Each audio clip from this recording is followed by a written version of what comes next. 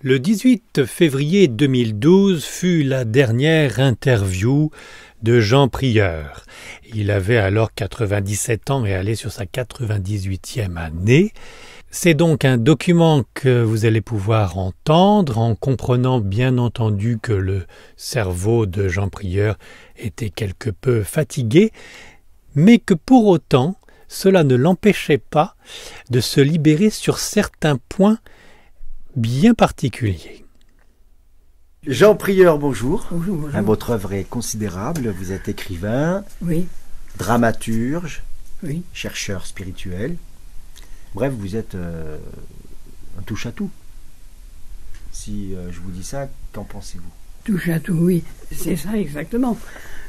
Mais malheureusement, c'est un mot qui a une connotation nettement péjorative, voilà. C'est embêtant. Bon. Oui. C'est quand même ça, oui. J'ai touché à beaucoup de choses. Et pourquoi pas les droits universels de Dieu, oui. Je ne l'ai pas lu celui-là, malheureusement. Oh ben oui, parce que j'ai fait le monde. Déjà, on vous contestera cette déclaration parce que vous croyez comme moi en un Dieu créateur. Absolument. Oui. Eh bien, pour des quantités de gens, ça n'est même pas sûr, voilà. Alors déjà, c'est quelque chose d'affirmer Dieu créateur, oui. On prend position, là. C'est parce que j'ai pensé à la déclaration universelle des droits de l'homme. Oui, tout Voilà. à fait, tout à fait. C'est venu de là. C'est venu de là, mais vous espériez quoi en fait en écrivant ce livre? Ben oui, je pense que les affaires du monde iraient beaucoup mieux si l'on reconnaissait les droits universels de Dieu. Oui, D'accord. c'est absolument mon idée, ça, oui. Alors, je vais lire votre livre, celui-ci, Ah oui, s'il vous mais plaît. par contre, celui que j'ai lu, Oui, c'est le livre sur Emmett Fox. Emmett Fox, que j'ai lu pas mal de ses œuvres aussi, que je connaissais pas, puisque moi au départ, je lisais les livres du docteur Murphy. Je pense que vous oui, le connaissez. oui, oui. Mhm. Et je suis allé à la source. Apparemment, on m'a dit que c'était la source. Alors vous, moi je sais pourquoi il m'a intéressé, mais vous, pourquoi avez-vous décidé d'écrire un livre sur Emmett Fox? Eh bien, c'est que dans Emmett Fox, je trouvais des quantités de choses qui me plaisaient, et au fond, j'aurais voulu écrire ce qu'il a écrit, voilà. Son destin est carrément incroyable. Il est né dans une famille catholique. Oui, Tout à coup, il va changer de destination. Il va décider de chercher par lui-même. Et il va devenir lui-même fondateur, je ne vais pas dire d'une église, mais d'un mouvement, on va dire. oui. D'un mouvement de pensée. Exactement, oui, absolument. Mhm. Alors, ce qui vous a intéressé chez lui, c'est quoi? C'est sa perception de la Bible qui est différente. Oui, et puis surtout parce que il vient d'un milieu protestant. Vous avez écrit sur Zoroastre aussi, qui est un grand prophète. Zoroastre, c'est Zarathustra. Ou Zarathustra, excusez-moi, voilà, c'est plutôt ça. Zarathustra. Oui. Mais je trouve que le mot Zoroastre est très beau parce qu'il y a astre Ah, c'est dedans. vrai. Voilà. Et puis il y a Zoro. C'est vrai que c'est quand même un héros. C'est un héros, Zoroastre. Exactement. Et j'ai voulu aller sur ses traces. J'ai fait le voyage d'Iran. Ah oui. Alors, je donne des questions un peu, pas dans l'ordre, mais Oui, enfin, quel est le déclencheur chez vous, Jean Prieur, oui. qui vous a amené sur ce chemin? Ce chemin de chercheur spirituel, à chercher dans des voies du spirit.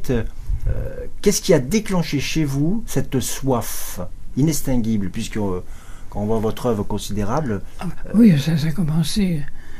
Oui, ça a commencé très tôt. l'adolescence? Oh oui, oui. Ah oui, déjà. Oh oui, déjà. Absolument. Oh oui, c'est très ancien. Mais pour moi, j'étais quand même un peu dans le brouillard. Et c'est peu à peu, en découvrant les grands auteurs, oui, mais c'est ça, l'utilité des grands livres. Vous voulez parler des grands auteurs classiques de la littérature française, comme Balzac, Maupassant, c'est ça? Oui, il y a eu ça. Et puis aussi les latins, Mais les zoroastriens, évidemment, à l'époque, je ne savais pas que ça existait. Et c'est peu à peu, quand j'ai découvert successivement tous ces grands auteurs, eh bien, oui, je m'en suis nourri, je les ai mangés, oui. Les dévorer carrément. Ben oui, quand on dit ça, dévorer, c'est manger avec appétit. Voilà. Alors oui, d'accord. Alors je reste sur Zoroastre parce que c'est vraiment un personnage extraordinaire, hein, donc bien sûr qui a inspiré notamment Nietzsche et puis d'autres personnes. Oh oui, mais Nietzsche a été un affreux bonhomme parce qu'il l'a démoli. Ah oui, il l'a démoli, c'est sûr. Il ne parle pas du Zoroastre prophète, lui, il parle carrément d'autres choses. Ben, c'est-à-dire, il y a mis toutes ses idées à lui, et des idées entièrement négatives. Il s'en est servi pour démolir le christianisme. Oui. Non, alors là on peut dire qu'il a fait une mauvaise action. Voilà. Ouais. Puis enfin, il faut voir comment il a fini Nietzsche. Il a fini par la folie. Ouais. Il aurait dû mieux lire le Zen d'Avesta ou les Gathas de Zoroastre. Ça l'aurait mis sur le droit chemin, c'est ça que vous voulez dire? Peut-être qu'il connaissait Zoroastre sans connaître sa révélation.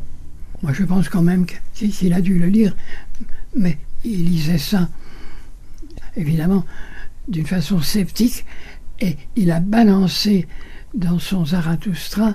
Ça a été une très mauvaise action, ça. Parce qu'il faudrait dire son livre « Ainsi ne parlait pas Zarathustra ». Alors à ce moment-là... Je suis d'accord. Oui. Je vais vous faire une confidence. Oui. J'ai ouvert votre livre que j'ai apporté, d'ailleurs. Oui. Et donc, je ne connaissais pas Zarathustra, et c'est vous qui me l'avez fait découvrir. Eh bien, j'en suis très content. Je vous remercie, ici présent, de m'avoir fait découvrir Zarathustra. Oh là, ça, j'en suis ravi. Rien ne pouvait me faire plus plaisir. Et d'ailleurs, on va en parler parce que, justement, c'est un prophète, Zarathustra. Il est considéré comme un prophète de Dieu. Oui, c'est un prophète, voilà. Monothéiste, donc c'est pratiquement un des premiers monothéistes. Alors, Zarathustra, qu'est-ce qui vous a plu chez lui? Surtout son amour de la création et le bien qu'il a dit des animaux. Parce que ça rejoint ce que j'ai écrit. Ben oui, parce que mon best-seller, c'est quand même l'âme des animaux. C'est quand même un best-seller. Et oui, vous avez parlé sur les âmes des animaux. Les animaux ont-ils une âme, c'est ça, hein? Oui, c'est l'âme des animaux. C'est vrai, Zarathustra, il prêchait en Iran et il s'attaquait au gaspillage. Ces gens qui adoraient des idoles et qui abattaient des centaines et même des milliers de bœufs. Ah oui, c'était le grand... Et c'était... Le grand massacre. Le grand massacre. Et ça a été aussi la même chose chez les Juifs. Aussi. Chez les Juifs. Parce que Salomon, pour l'inauguration de son temple de Jérusalem, ça c'est dans la Bible, 22 000 bœufs qui ont été sacrifiés. Ah oui. Je crois que c'est ça, mais il faudrait le préciser. Il faudrait être sûr. Alors c'est sur l'amour, c'est l'amour de la nature et de la création. Le respect de la création.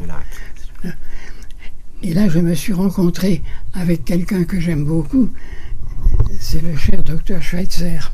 Ah bien oui, parce qu'il a eu lui aussi sa révélation, le bon Schweitzer.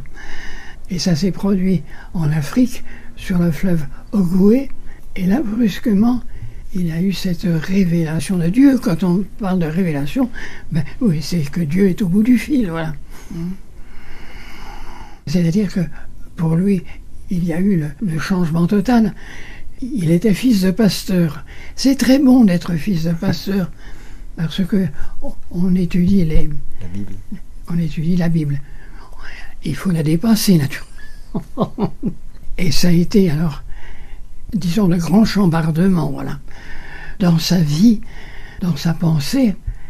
Et ça a été le départ de l'embarrainé. Ah ben oui, monsieur, oui. Eh bien, si on va continuer sur Zarathustra. Oui. Alors, finalement, Zarathustra est un prophète moderne, en fait. Très actuel. Exactement. Les Verts devraient en parler beaucoup plus. C'est-à-dire les Verts, le parti écologiste. Oui, ça je comprends. Ce cher Zarathustra, c'est un vert, oui, VRT, voilà. Avec la spiritualité au bout. Hein. Oui. Pensez-vous, Jean Prieur, qu'il y a une volonté de décrédibiliser, de ridiculiser tout ce qui touche au spirituel finalement, dans cette société très matérialiste, tournée sur la consommation, on parle que d'argent, tous les problèmes vont être résolus par l'argent. Mais l'argent est une grande puissance dont il ne faut pas dire de mal. Voyez ce que l'argent produit quand il tombe dans certaines mains. Alors là, je pense aussi à quelqu'un que je respecte beaucoup, c'est Padre Pio. Voyez ce que l'argent peut faire dans les mains de Padre Pio. Oh, la vie de Padre Pio, ça c'est quelque chose d'extraordinaire. D'accord.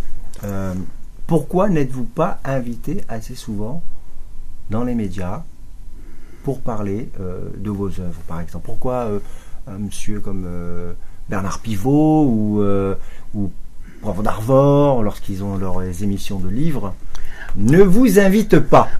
Oui, j'écris des bouquins et tout le monde me dit « Oh, oui, la spiritualité, ça fait chier, etc. » Enfin, ben, je dis oui, c'est possible, mais il se trouve qu'au bout d'un certain temps, tous mes bouquins sont épuisés. Ben oui. Et sans publicité? Oui, sans publicité, oui, oui. Moi, je suis passé avec Pivot. Ah! Ah oui, oui, oui. C'était sur quel livre? Je pense que c'était ma personnalité. Parce que il y a une femme qui a écrit un livre remarquable, c'est « Mourir n'est pas mourir ». C'était un livre chez Lafon, ça. C'est un livre remarquable. Et elle est décédée brusquement le jour où elle devait parler à la radio. Alors, c'est à ce moment-là qu'on s'est tourné vers son mari. Son mari, c'est Edgar Pisani, le ministre. Ah oui, socialiste. Oui, c'est ça, voilà. Et on lui a demandé si je pouvais remplacer sa femme. Il a dit oui. Et c'est comme ça que je suis passé avec Pivot, parce que un de mes amis avait pris contact avec Pivot pour lui dire « Mais pourquoi vous ne faites pas passer Jean Prieur ?» Et il a répondu « Oh, moi j'ai horreur de tout ce qui touche à la mort », disait Pivot. Ah oui. Alors j'ai venu, j'ai pu parler, je l'ai trouvé sympathique, et puis alors il m'a demandé quel refrain je voudrais que l'on passe. La balade des gens heureux.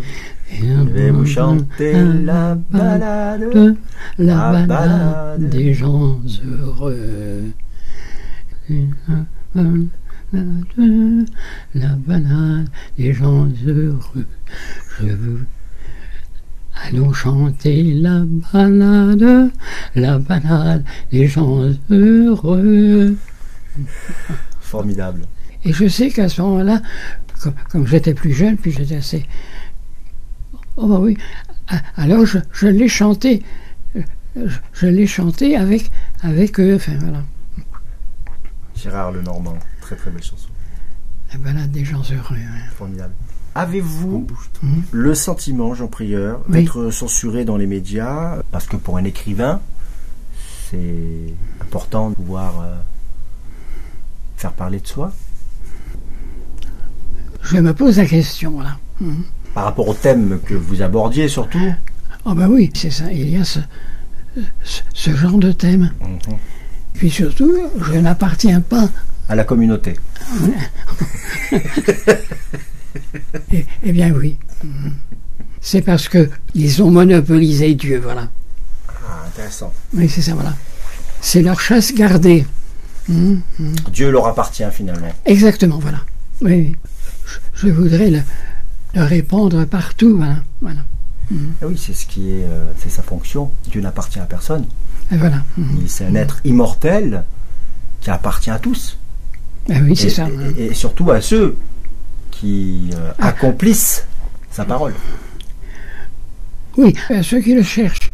Et moi, je pense que tout être qui remplit bien sa fonction, eh bien, c'est déjà ça, oui. Pensez-vous que les chefs d'État aujourd'hui ont un intérêt pour l'occulte, comme Hitler? Je le crois, mais ils ne le disent pas. Ah, ils ne le disent pas, bien sûr. Ils ne le disent pas, et il ne faut pas le dire. Ah, voilà. On ne peut pas imaginer qu'un homme d'État ait des relations étroites avec une société secrète, qui pratique de la sorcellerie ou des trucs comme ça. Eh bien, il se trouve que quand j'ai été en Bulgarie, j'ai vu une femme.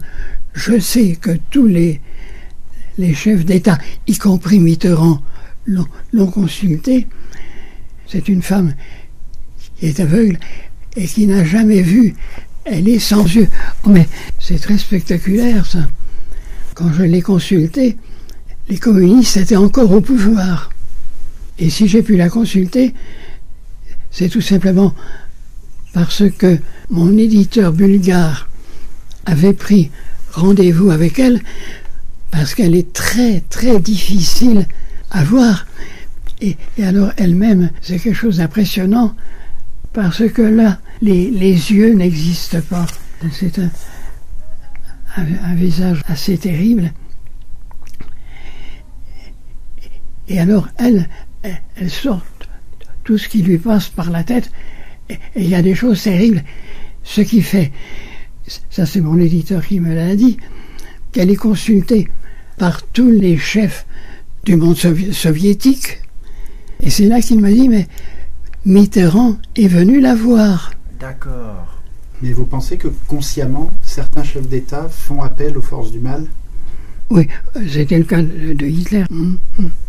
Quelque part, il y a des milliers d'Hitler finalement aujourd'hui. Sauf que ces petits Hitler se servent de la démocratie, quelque part. Oui, et c'est pour ça que la démocratie est dangereuse, oui. Parce que Hitler est parvenu au pouvoir par les élections. Par le peuple. Jean Prieur, est-ce que vos propres capacités paranormales ont été développées par vos recherches? Oui, ça, oui. Mais je crois que ça s'est développé tout naturellement. Oui, moi je crois à l'ange gardien, oui. Qui vous... Oui, j'y crois. Ben oui, mais ça, on n'ose pas le dire. On ose à peine le penser. On ose à peine le penser, mais j'y crois, oui. Et êtes-vous en relation avec d'autres chercheurs spirituels? Plus maintenant, mais oui, je l'ai été autrefois. Mais surtout avec Marcel de Jouvenel. Et puis aussi avec Gabriel Marcel, le philosophe. Ah bon? Ah ben oui. C'est l'existentialisme chrétien. Et puis aussi avec Jean Guiton. Oui, tous ces gens-là, je les ai un peu pratiqués. Jean Guiton a dit quelque chose de très bien me concernant. Ça se trouve dans un de ces petits livres bleus là. Il me félicitait pour mon travail. Alors il dit ceci: si personne n'avait mis en ordre les pensées de Pascal, personne ne les aurait lues. Donc il rendait hommage à mon travail de mise en ordre des messages, voilà. On peut le trouver, c'est comme un secret, comme une flamme, où il y a le texte exact. Ce sont les livres de Marcel de Jouvenel. Donc, en réalité, c'est les livres de Roland. Jean Prieur, quand vous regardez derrière vous, oui. Est-ce que vous changeriez quelque chose si vous pouviez recommencer? Non, je ne crois pas. Non, je n'aurais rien. Ni la vie, on fait, ni la mort, tout ça m'est bien dit. Non, je ne regrette rien, ni le bien qu'on m'a fait, ni le mal, tout ça m'est bien égal.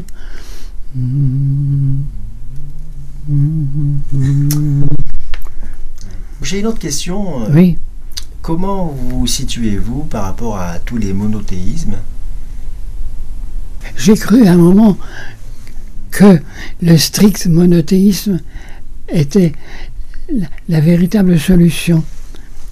Et à ce moment-là, j'avais mon Nouveau Testament entre les mains, et voilà, ce Nouveau Testament qui s'envole, mais littéralement, et puis il tombe sur le sol. Alors, je le ramasse, et à ce moment-là, je lis ceci. Tu crois qu'il y a un seul Dieu, tu fais bien. Les démons le croient aussi, et ils tremblent. Ça, c'était pas mal comme ça. Eh bien, pour moi, ça a été vraiment une révélation. Tu crois qu'il y a un seul Dieu, tu fais bien, les démons le croient aussi, et ils tremblent. Oh, pensais-je, mais moi, je ne tremble pas. Mais non, ça. Eh bien oui, parce que dans mon strict monothéisme, je rejetais tout, par exemple, y compris la Sainte Vierge. Ah, d'accord. Ah oui, mais par la suite, je suis venu à la Sainte Vierge. Oh, ça, c'est toute une histoire. Parce qu'une fois, je suis tombé, et à ce moment-là, je me suis mis à saigner. Oui, ça, c'était dramatique. Et alors, dans ma détresse, qu'est-ce qui m'a pris? Je me suis adressé à la Sainte Vierge, et je lui disais ceci. Vous ne me connaissez pas, je ne suis pas catholique, mais je vous en prie, faites pour moi ce que vous avez fait pour Luther. Ce que vous avez fait pour Luther, vous pouvez le faire pour moi. Bon, je lui raconte ça à la Sainte Vierge. Évidemment, elle ne m'a pas répondu, mais à ce moment-là, je saignais, c'était par le nez, ça coulait. Et je me souvenais qu'elle avait fait ça pour Luther lui-même. Et je le raconte dans un de mes bouquins, où il y a énormément de choses à apprendre, le surnaturel à travers l'histoire. Ou alors là, il y en a des choses. Eh bien, celle-là, je l'ai vécue, voilà. D'accord. Oui. Et dans le surnaturel à travers l'histoire, il y a un passage qui s'appelle Luther ou les malheurs d'un trop bon catholique. Eh bien oui, parce que ça a été le problème de Luther. Et alors moi-même, ça m'a rapproché du catholicisme. Voilà. Ah, carrément. Oui. Chez les protestants, on parle beaucoup de témoignages, voilà. Témoignages. Et on a le devoir de témoigner. Et c'est ce que je viens de faire, là. Absolument. Quand je vous ai raconté ma petite histoire. Vous pensez qu'il est important d'informer les gens? Oui, c'est pour ça que j'écris, absolument, oui. Il est sûr que ce qui se passe dans le monde, je trouve ça je trouve ça terrible, absolument. Mais je suis aussi persuadé qu'il en a toujours été ainsi. Voilà. Mais les messages prophétiques, Jésus, leur message était de transformer le monde, de le spiritualiser. Le royaume est au fond de vous. Oui, le royaume des cieux est au-dedans de vous. Et ça je le crois, oui. Mais s'il est dedans, par rapport à votre travail, c'est vrai que on a envie que le royaume se matérialise. Je ne peux pas grand-chose. Il faudrait que beaucoup de gens aient cette perception intérieure, parce que moi, je suis heureux. Oui. Je n'ose pas trop le dire pour ne pas choquer les gens. Est-ce que Muhammad, aujourd'hui, je reste sur le prophète Muhammad, n'y a-t-il pas une injustice faite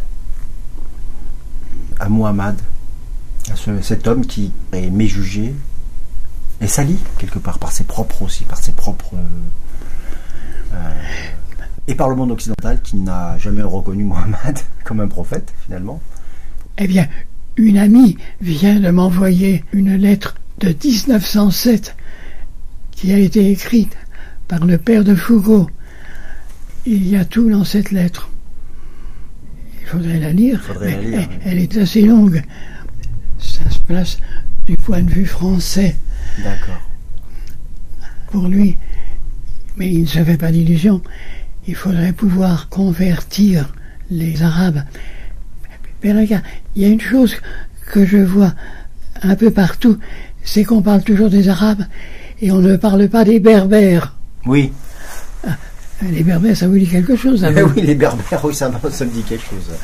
Je suis moi-même berbère. J'ai d'origine berbère. Alors, berbère d'Algérie, il y a les berbères du Maroc. Oui, De absolument. Tunisie, c'est plutôt le Maghreb, les berbères. Oh, mais là, ça, c'est extraordinaire, ça. Que vous soyez berbère.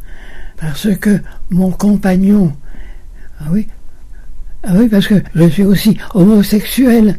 Oui. Et maintenant, je peux le dire. Mon ami, c'est quelqu'un d'admirable. Sans lequel je n'existerais pas à l'heure actuelle. C'est-à-dire, il est tout pour moi et il fait tout pour moi. Voilà. Vous voulez qu'on arrête l'interview? Oh, non, moi je peux continuer, non, je peux continuer, ça me fait plaisir. Et justement, les berbères, en allant chez les berbères, Ah ben oui. Vous n'avez pas écrit sur le soufisme? Non. Car c'est vraiment des pays où le soufisme est fort, où vous avez des écoles de soufisme marocaines, algériennes. Ça ne se rattache pas au mouvement berbère spécialement, mais c'est plutôt le soufisme est une branche mystique. Oui, c'est une branche mystique de l'islam. Oui. Et donc, chez les soufis, il y a des berbères, il y a des kabyles, il y a toutes sortes de personnes de toutes les régions du Maghreb. Parce que les berbères, ils sont d'origine européenne. Oui. Oui. Oui, une colonisation européenne, oui. Oui, c'est une colonisation. Je veux dire européenne, il y a tout le monde qui est passé là-bas. Hein. Les Romains, les Espagnols, tout le monde est passé là-bas. Les Italiens. Les Italiens, oui. En Libye. Oui, qui ont occupé la Libye. Jean Prieur, vous nous avez régalé, mais c'est pas fini. Non, mais on peut... Justement, vous qui avez écrit sur sur Hitler, pour revenir sur Hitler, qu'est-ce qui vous a le plus frappé dans vos découvertes? Mais est-ce qu'il y a un fait en particulier que vous avez découvert sur Hitler qui vous a particulièrement frappé? Eh bien, sa liaison avec le catholicisme. Une liaison dangereuse. Mais alors, pour le catholicisme, j'ai aussi mon idée. Je suis un grand admirateur de Paul VI, qui a animé le concile. Parce que le concile, oui, il est parti de Jean XXIII. Oui, Jean XXIII, oui, je le respecte. C'est un bon pépère, Jean XXIII. Mais j'estime que Paul VI, lui, il a été inspiré. Vous trouvez? Oui. Plus que Jean-Paul Ier? Ah ben, Jean-Paul Ier, ça c'est le grand mystère. Je crois que Jean-Paul Ier était venu pour mettre de l'ordre et qu'il a été, assassiné. Supprimé. Oui, il a été supprimé. Ça, je le crois, oui. Vous pensez qu'il y a d'autres mystères qui dorment dans le Vatican? Oh oui, c'est une grande boîte. Un mystère. Une grande boîte à mystères. Le Grand d'Or. Le Vatican. Mais le rapport entre l'Église catholique et Hitler, vous voulez dire que Hitler s'est mis d'abord l'Église catholique dans la poche pour pouvoir arriver au pouvoir? Oui, ça je le crois. Et c'est quand même dans les Länder catholiques qu'il a été le plus apprécié. Donc ce que vous voulez dire, c'est que quelque part, sa relation satanique avec l'occulte, quelque part l'Église serait une Église satanique. On peut aller jusque-là. Vu que, d'ailleurs, vous avez écrit sur l'Apocalypse, de Jean. Ah, oui. Il parle de la Babylone. Oui, la grande Babylone. Qui est personnifiée par rapport... Qui personnifie apparemment, d'après les interprétations. Alors vous aussi, vous faites cette interprétation que Babylone, oui. La prostituée, oui, la grande Babylone, c'est l'Église catholique. C'est ça.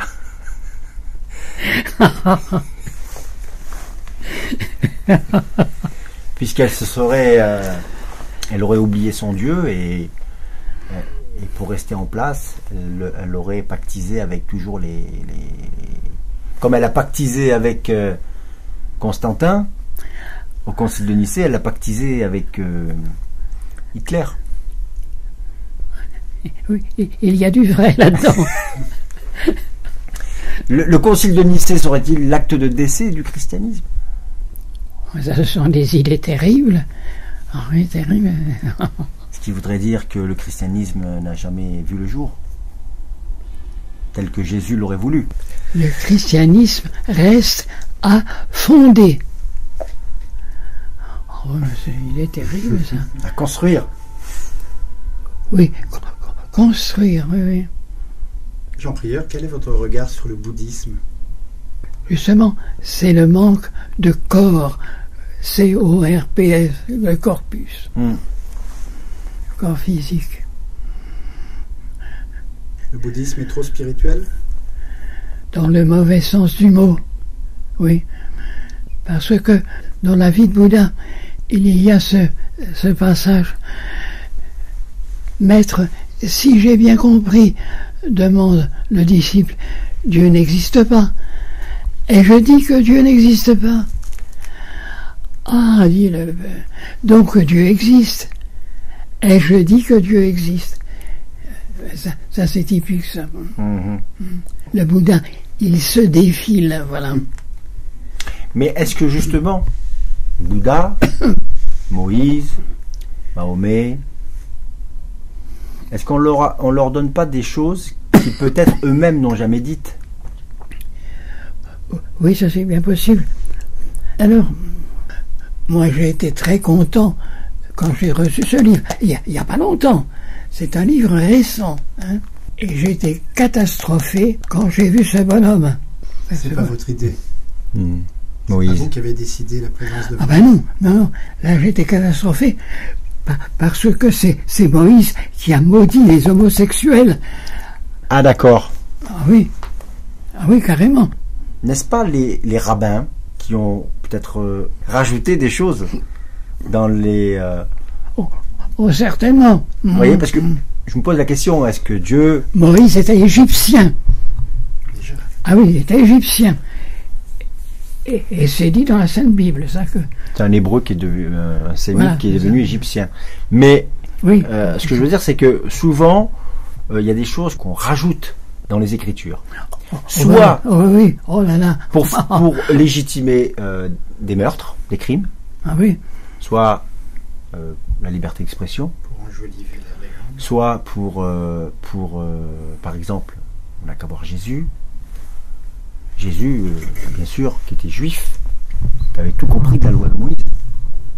Il a relativisé la loi de Moïse.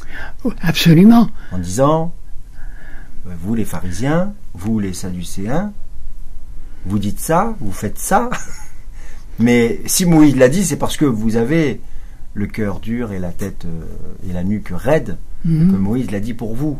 Mais aujourd'hui, moi je vous dis, faites du bien à votre prochain, ne lapidez pas la femme adultère, que celui qui n'a jamais péché me tire la première pierre. Vous voyez, toutes ces choses-là que Jésus est venu détruire le ritualisme. Oui. Le ritualisme. Ça, certainement. Je vais dire, des imposteurs, puisque quelque part, les sadducéens, la caste sacerdotale, c'est l'imposture. Des gens qui ne croyaient ni aux anges, ni au paradis.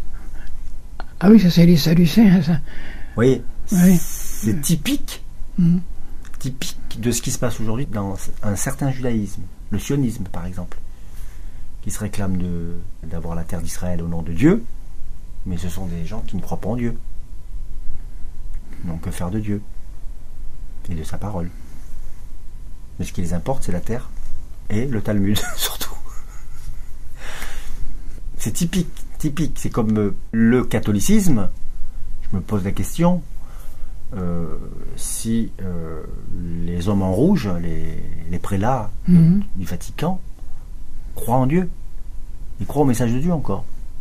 J'ai pas l'impression. Je suis sûr qu'ils n'y croient plus. Ils n'y croient plus ou ils sont là juste pour... En tout cas, au XVIe siècle, certainement. Mais aujourd'hui? Aujourd'hui, on peut dire... Eh bien oui, parce qu'il y a eu ce grand voyage de Luther. C'est à ce moment-là que le catholicisme s'est effondré. Le voyage de Luther. De Luther. Oui.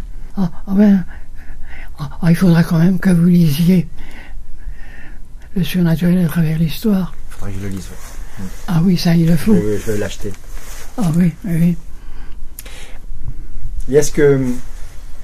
Une question comme ça qui me passe par la tête. Oui. Oh, mais les questions, c'est les bonnes questions. Est-ce que finalement, on a parlé de religion, de personnages bibliques, coraniques, personnages importants, qui ont apporté des messages importants.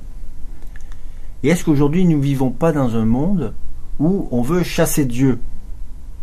Oui, certainement. Chasser Dieu par tous les moyens en imposant le blanc-seing laïque. La loi de 1905. Voilà, séparation de l'État et de la religion, mais l'État a une religion cachée. Une religion qui n'est pas dite, qui n'est pas comme la franc-maçonnerie. C'est une religion sans Dieu, sans révélation. Il y a quelqu'un que j'ai beaucoup pratiqué, c'est Swedenborg. Ah oui. Ah ben oui. Ah oui, Swedenborg, c'est un spiritiste. Il parlait beaucoup de... Il parlait de la... que les êtres humains gravissaient les échelons et que ils devenaient des anges. En tout cas, les anges, moi j'ai eu une vision de Swedenborg. Ah oui, parce que ça s'est passé rue Pernetti. J'habitais au 5e étage. J'arrive à mon 5e étage et j'ai vu Swedenborg. Voilà. Alors je me suis dit, oh là là, le pauvre Chéron, comment il a fait à son âge pour monter mes étages. Et alors, Swedenborg, il était assis dans mon fauteuil et il me dit ceci: parce qu'ils ne savent rien, ils disent qu'il n'y a rien à savoir. C'est pas mal, ça. Parce qu'ils ne savent rien, ils disent qu'il n'y a rien à savoir. Il pluriel, j'ai tout de suite compris que pour lui, le Chéron, il s'agissait des prêtres et des pasteurs de son temps. Et là, moi, j'ai compris que c'était toujours valable. Les prêtres et les pasteurs, ils ne savent rien, et pour tout ça, et ils destinent, et il n'y a rien à savoir. Ça va loin, ça. Ouais. Alors ça voudrait dire, qui dit un petit peu comme disait Diderot, une personne qui se balade avec une bougie la nuit, une personne lui souffle la bougie. Qu'est-ce que c'est? Un théologien. Oh, ça c'est très rigolo. C'est Diderot qui a dit ça.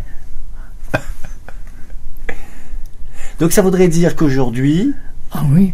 Les bergers qui guident le troupeau sont des bergers inutiles, nuisibles, presque, j'allais dire. Même s'il y a des gens de charitables parmi eux. Mais ce qui est nuisible, c'est ce qu'ils enseignent. En fait, ils enseignent l'ignorance. C'est-à-dire où la vie spirituelle ne peut pas naître. Ne peut pas vivre. C'est comme si un poisson vivait dans des eaux impures. Oui, ça va loin. Parce que la fin du christianisme, ou alors là, ce qui est mort, c'est le christianisme officiel. Le christianisme de système. Oui. Puisqu'il est hiérarchique, avec l'appareil. Oui, est lourd. Oui. Les ornements, des ritus, des choses qui sont inutiles quelque part. La vie spirituelle ne peut pas naître puisqu'elle est alourdie par des choses... Ce qui n'existait pas chez Jésus. Le système n'existe pas. Et oui, puisque Jésus, il est... Le système est arrivé après, et en prenant modèle sur l'Empire romain. Voilà. Et sur la caste sacerdotale de Jérusalem. Oui, voilà. C'était une caste sacerdotale bien rodée. Oui. Et qui avait qui avait déspiritualisé le peuple juif, complètement. En les attachant à des rituels, comme le fait les églises. Tu fais ceci, tu seras récompensé par cela. Si tu fais pas cela, tu seras détruit par ceci. Si vous aviez à dire un message d'espoir aux hommes du 21e siècle, vous leur diriez quoi? Oh ben là, en un mot. Oh, ben non, on peut pas dire des choses comme ça. Chercher.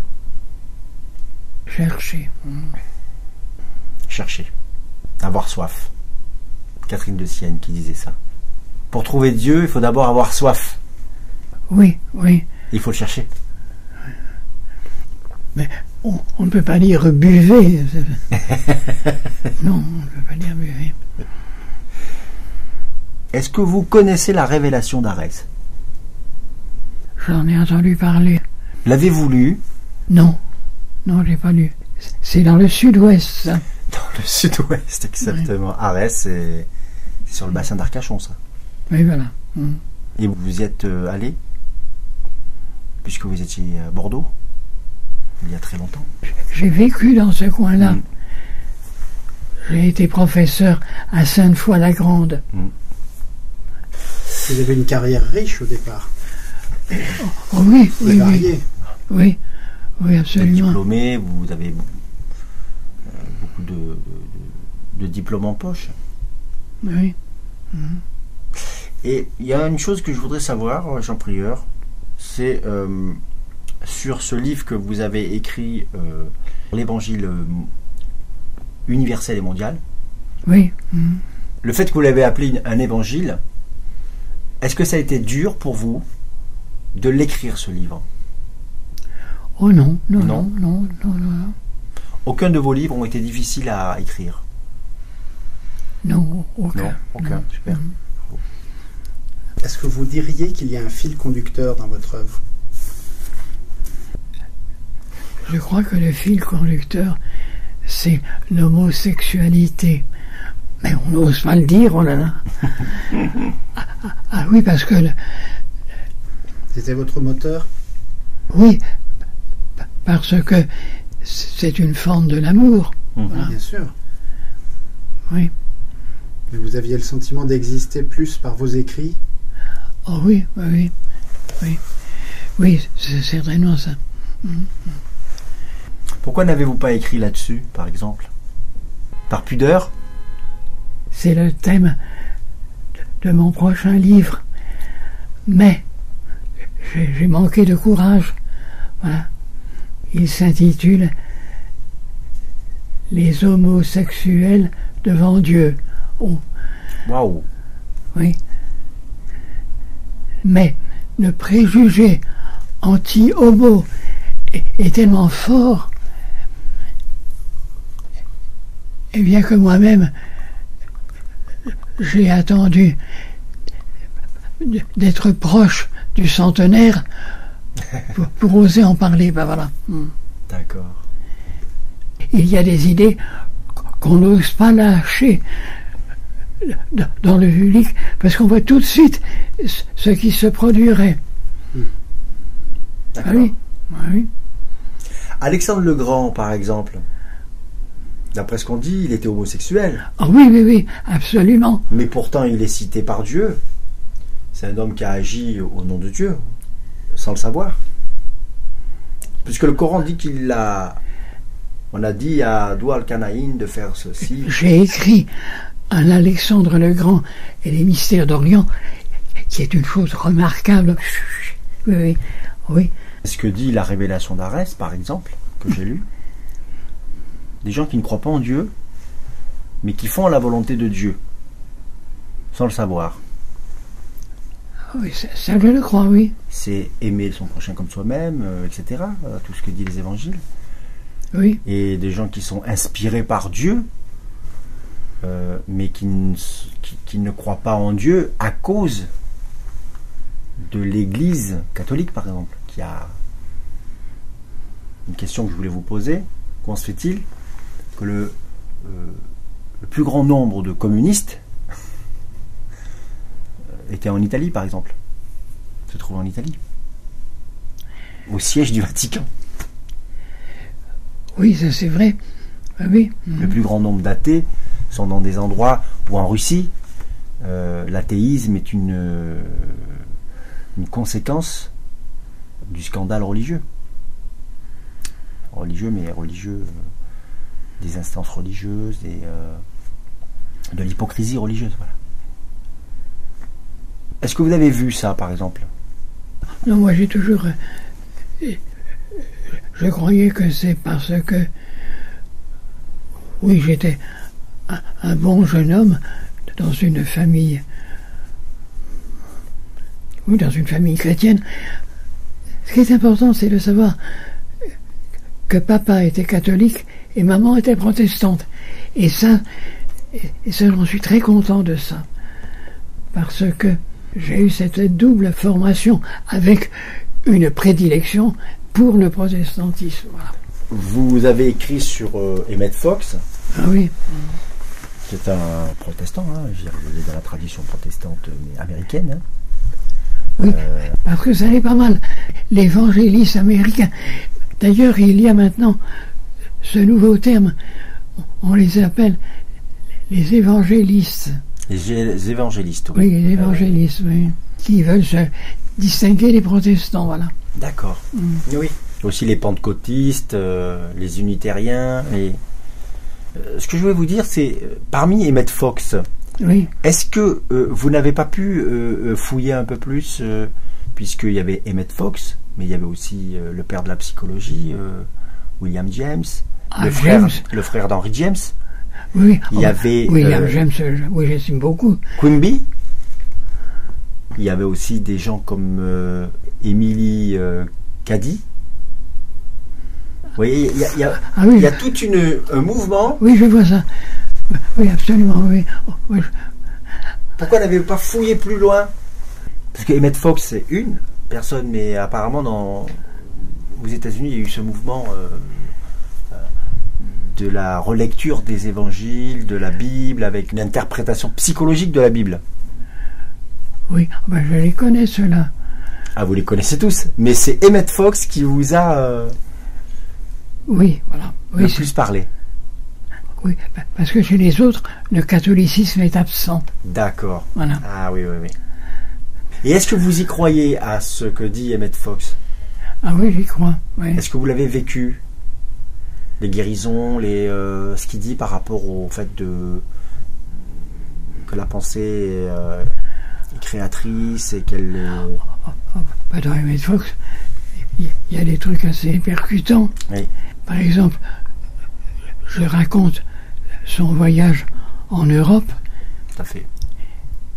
Et c'est là qu'il a vécu le débarquement américain avec cette autre femme qui était avec lui et qui était aussi une très psychique. L'épouse de... Mais tout ça, je le raconte. Oui, oui, je l'ai lu. Ah, vous l'avez lu? Je l'ai lu. Ah bon, ben ça... je l'ai lu. C'est quand il arrive en France, à Caen. La ville de Caen. Oui, c'est à la ville de Caen qu'ils ont eu cette dans cet hôtel. Ça, c'est extraordinaire. Ouais, c'est extraordinaire. Ça. Et c'est vraiment le flash que Emmett Fox a eu. Oui. Il en avait d'autres? Parce que vous racontez pas d'autres flashs. Mais par contre, vous racontez beaucoup, lorsqu'il y a un problème, il traite les choses par la prière, par... Oui. Qu'est-ce qui vous a frappé chez cet homme-là? Le fait qu'il devient célèbre comme ça, en inventant la prière scientifique. Voilà, c'est ça que je veux dire. Oui, il appelle ça la prière scientifique. Vous le mettez dans le livre.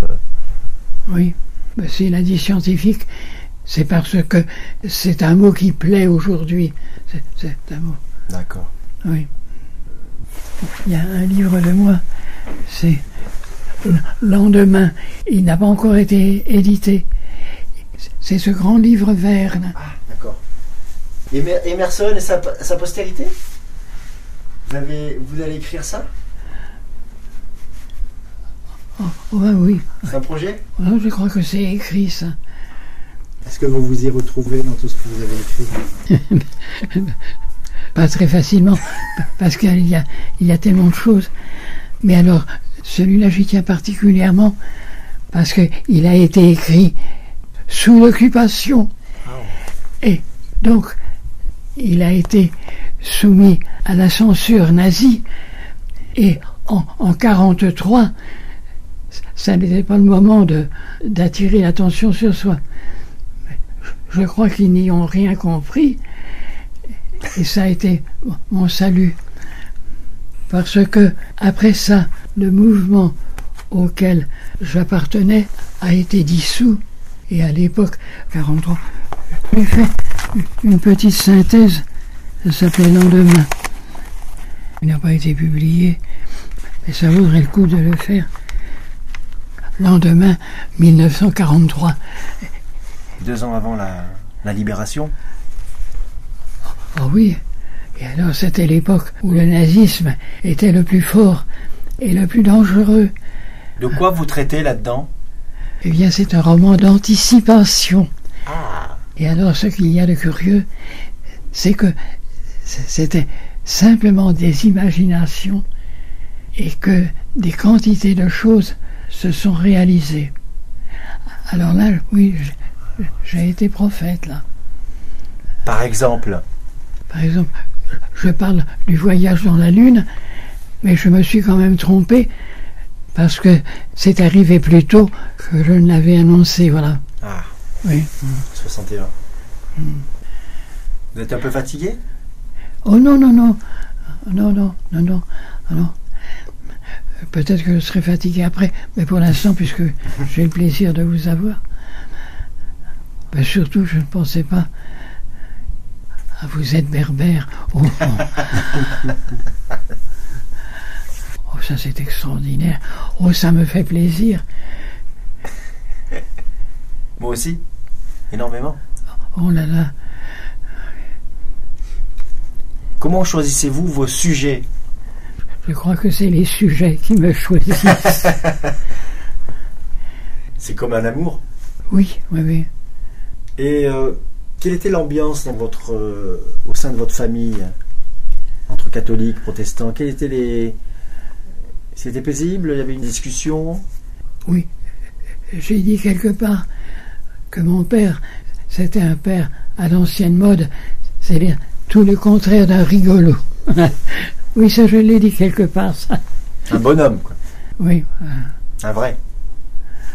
Oui, ce qu'on appelle un vrai, oui. Il était sévère. Et alors après, quand je lisais que Dieu est un père, oh voilà, ça passait mal. Parce que pour le petit Jean, le père c'était quelqu'un qui vous faisait pleurer. Voilà. Ah ben oui, c'était comme ça. Oui, parce que j'étais un enfant à l'ancienne mode. Oui, j'étais sérieux, bien sûr. J'étais sérieux. Studieux? Oui, studieux, oui. Oh ben oui, ça, le père prieur, il le reconnaissait, oui. Poli? Oui, j'étais poli, oui. Oh, j'étais un bon petit, voilà. Et je lisais. Mais à cette époque-là, il fallait se cacher quand on lisait. Alors je sais que j'ai lu comme ça, avec une lampe de poche, et puis la couverture par-dessus, voilà. Il fallait se cacher. Oh oui, parce que, selon le père prieur, c'était du temps perdu. Voilà. Et dites-moi, oui. Entre votre mère et votre père, la religion, c'était important? Oh ben de toute façon, on avait opté pour le protestantisme, et pour ça, mon père, il s'en foutait. Alors oui, j'allais au temple. En plus, j'étais bien content d'aller au temple, parce qu'il fallait faire un petit devoir. Et je me souviens une fois, le pasteur me rend ma copie en me disant « Oh oui, je n'ai pas dit tout ça, mais enfin, c'est intéressant. Et il m'a mis une bonne note. J'étais bien content, voilà. Bon, oui. Vous étiez inspiré ce jour-là. En fait, vous aviez rajouté ce que vous auriez voulu entendre. Oui, exactement, je crois que c'est ça. C'est une histoire comme ça. Mais, je n'ai pas dit tout ça. Ouais, c'est bien, c'est intéressant. Et il m'a mis une bonne note, voilà. Et alors, vous alliez dans les églises où votre mère était convertie au protestantisme, finalement? Maman, elle a toujours été protestante. C'était une bonne luthérienne. Elle était du pays de Montbéliard. Je sais pas si ça vous dit quelque chose. Montbéliard, oui. Parce que Montbéliard a été longtemps une principauté indépendante qui vivait dans la terreur de la France. Oui. Parce que dans les siècles passés, la France, c'était quelque chose d'horrible pour les protestants. Ah oui, la France, c'était l'abominable Louis XIV. Oh, celui-là, je le déteste. Oui, il a chassé les protestants en rompant l'édit de Nantes. Oui, la rupture de l'édit de Nantes. Ça a été une monstruosité, ça. Et c'est ça qui a fabriqué l'Europe. Et les États-Unis. Et les États-Unis, exactement. Oui, ça va loin, ça. Et oui, ça va très très loin, vous voyez. Oh là là. Les actes d'un homme haut placé peuvent faire beaucoup de choses. Jean Prieur, je vais vous poser une autre question. Oui, allez-y. En parlant du protestantisme et de ses conséquences, est-ce que vous trouvez finalement ce que reprochait le protestantisme au catholicisme, est-ce que finalement le protestantisme n'a pas gardé les mauvais travers du catholicisme? Ça dépend de quelle branche il s'agit. Alors, véritablement la branche protestante européenne, qui a gardé, finalement, n'a pas de hiérarchie à proprement dit, non, mais a gardé ses docteurs. Non, parce que il n'y a plus de hiérarchie. Voilà. Oui, il n'y a plus de hiérarchie, mais il y a des docteurs en théologie. Dans le luthéranisme, il existe quand même des évêques. Et l'Europe du Nord est luthérienne. Oh, alors là, ça va loin, ça. Et donc, les États-Unis d'Amérique, finalement, est la roue de courroie du protestantisme européen, finalement. Bah oui, oui. C'est une prolongation, une victoire, finalement, du protestantisme sur le catholicisme. Oui. Est-ce que vous ne trouvez pas quand même qu'ils sont, justement, quand j'essaie de vous la formuler,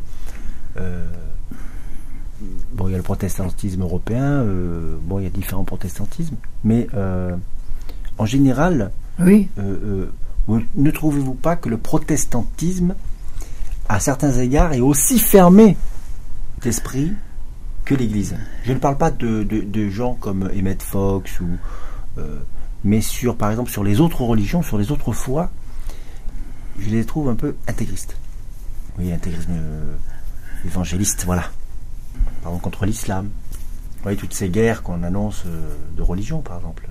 Ces mouvements américains qui sont pro-sionistes, qui attaquent les pays du monde arabe, notamment ceux qui ont du pétrole et des endroits stratégiques, dont leur but est de convertir les juifs au christianisme. Mais ça va être dur, hein, pour convertir un juif au christianisme. Vous voyez un petit peu, je ne sais plus comment il s'appelle véritablement. Oui, il y a un Gus qui a demandé ça. Oui. Oui. C'est-à-dire qu'ils sont pour l'État d'Israël tel qu'il est aujourd'hui, car ils ont l'espoir qu'un jour ils se convertiront au christianisme. Est-ce que vous ne trouvez pas qu'ils s'enferment dans la Bible au lieu de s'ouvrir sur le monde spirituel, le vrai? C'est comme si je vous regardais d'un œil, quoi, et que je ne faisais qu'à de mon deuxième œil. Est-ce que regarder le monde d'un seul œil, en disant voilà, tout ce qui est bien vient d'Occident et le reste c'est zéro, au lieu de regarder avec les deux yeux? Moi je crois quand même à la supériorité de l'Occident, oui. Oui. Ça, j'y crois. Vous y croyez. Parce que toutes les grandes inventions utiles, elles sont venues de l'Occident. Mais on pourrait le dessiner sur la carte, c'est une partie de l'Occident, c'est-à-dire la France, l'Angleterre, l'Allemagne, voilà. J'ai un livre que j'ai acheté, c'est le livre des grandes inventions. Et alors c'est là qu'on s'aperçoit que les Français, les Anglais et les Allemands, ah ben alors là, il n'y a que des noms comme ça, voilà. D'accord. Bon, mais je crois que... Regardez là-bas, là-haut. C'est le Brockhaus. Tout ça? Oui. Ah oui. Eh bien ça c'est la somme du savoir germanique.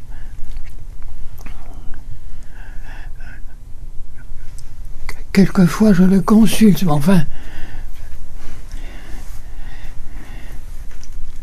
Maintenant je commence à être un peu fatigué. Un peu fatigué voilà. Quand même, voilà. On va vous laisser. On va vous laisser. Oui, oui.